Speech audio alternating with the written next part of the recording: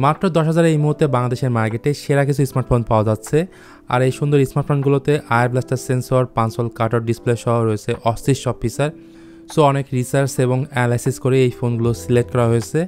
আশা করি 2025 সালের শুরুতেই যারা বাজেটের মধ্যে একটা ভালো ফোন নিতে যাচ্ছেন সম্পূর্ণ ভিডিওটা মনোযোগ সহকারে দেখুন, আশা করি ভালো একটা গাইডলাইন পাবেন। ফার্স্ট অফ অল একটা আনঅফিশিয়াল স্মার্টফোনের কথা বলবো। আপনার বাজেট ধরুন 12,000 টাকার মতো রয়েছে, ক্যামেরার জন্য ভালো একটা ডিভাইস চান, অবশ্যই ব্র্যান্ডে হতে হবে। তাদের জন্য রয়েছে স্যামসাং গ্যালাক্সি M14 বা F14। দুইটা মডেলের দামই সেম, 12,000 টাকার আশেপাশে আপনারা এই ফোনটা পেয়ে যাবেন, যেখানে রয়েছে PLS LCD panel with 90 hertz এবং এটা অবশ্যই ফুল HD+ রেজুলেশনের। সেই সাথে ডিজাইনটা স্যামসাংয়ের ফ্ল্যাগশিপ ফোনের মতো। ভালো বিষয় হলো স্যামসাংয়ের এই ফোনটাতে দুইটা মেজর অ্যান্ড্রয়েড আপডেট পাওয়া যাবে। প্রসেসর হিসেবে রয়েছে Qualcomm Snapdragon 680, যা এই বাজেটে সবথেকে সেরা একটা প্রসেসর বলবো। রেগুলার কাজবাজ ভালো মতো হ্যান্ডেল করতে পারে, হ্যাংয়ের দেখা তেমন একটা পাবেন না। ক্যামেরাটা ছিল জোস, পেছনে 3টা ক্যামেরা আছে, 50 megapixel plus 2 megapixel plus 2 megapixel এবং ফ্রন্ট সেলফি ক্যামেরাটা হলো 13 মেগাপিক্সেলের। এমনকি এই ফোনের রিয়ার ক্যামেরাতে ভিডিও রেকর্ড করা যায় সর্বোচ্চ 1080p 60 fps। সো ভিডিও করার জন্য একদমই আদর্শ একটা ডিভাইস বলবো। দেন 5000 mAh এর ব্যাটারি আছে এবং 25 ওয়াট ফাস্ট চার্জিং ফোনটা সাপোর্ট করে। তবে ফোনের বক্সে কোনো ধরনের চার্জার নাই। সাউন্ড কোয়ালিটি অন এভারেজ বলবো। ডুয়েল স্পিকারটা এখানে নাই, থাকলে ভালো হতো। এবং রয়েছে side Mount fingerprint scanner. So আমি বলবো আপনার বাজেট 10,000 টাকা থাকলে হাত 2,000 টাকা বাড়িয়ে দিয়ে মানে 12,000 টাকা দিয়ে এই ফোনটা নিতে পারেন, ভালো একটা ডিল হবে। এর পরের ফোনটা হচ্ছে ইনফিনিক্স স্মার্ট 9। এই ফোন 364 এবং 464 দুইটা ভেরিয়েন্টে পাওয়া যায়। 364 দাম হচ্ছে 9,999 অর্থাৎ 10,000 টাকা এবং 464 দাম হচ্ছে 10,999 অর্থাৎ 11,000 টাকা। আগাগোড়া প্লাস্টিকের হলেও এর ফ্রন্ট প্যানেলের ডিসপ্লেতে ব্যবহার করা হয়েছে পাঁচল কাটার যুক্ত একটা ডিসপ্লে, যেটা ভিডিও বা মুভি দেখার সময় বাড়তি সুবিধা দেয়। কালার অপশনও অনেকগুলি আছে, মেটালিক ব্ল্যাক, নিও টাইটেনিয়াম, গ্রিন এবং গোল্ড। ক্যামেরা হাউজিংটা অনেকটা আইফোনের মতো।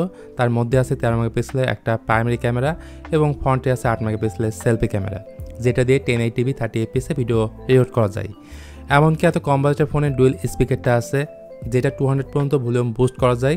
প্রসেসরটাও ভালো দিয়েছে, মিডিয়াটেক হিলিও G81, যেটা 12 ন্যানোমিটার ফেব্রিকেশনে বিল্ড করা। এটার ক্লক স্পিড হচ্ছে 2.0 GHz।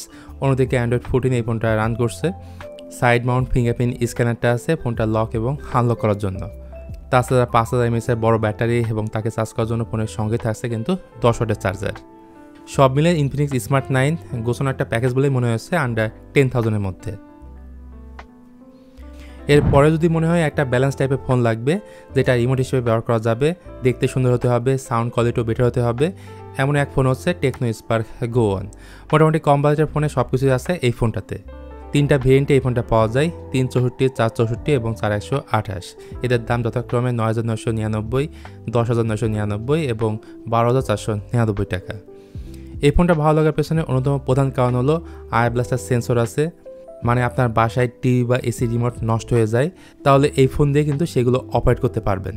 শুধু তাই না, ফোনটার সামনের দিকে থাকছে পাঁচল কাটার যুক্ত একটা ডিসপ্লে, রয়েছে সাইড মাউন্ট ফিঙ্গারপ্রিন্ট স্ক্যানার, যেটা ফাস্ট অ্যান্ড অ্যাকুরেটভাবে কাজ করে, জাস্ট অ্যানিমেশন একটু ডিলে আছে। তার পাশাপাশি রয়েছে IP54 এর রেটিং, তার মানে হঠাৎ করে পানি লাগলে তেমন কোনো সমস্যা নেই। এছাড়াও এই ফোনে জাইরোস্কোপ সেন্সরটা আছে, যেটা পাবজি লাভারদের বেটার এক্সপিরিয়েন্স দিবে গেম খেলার সময়।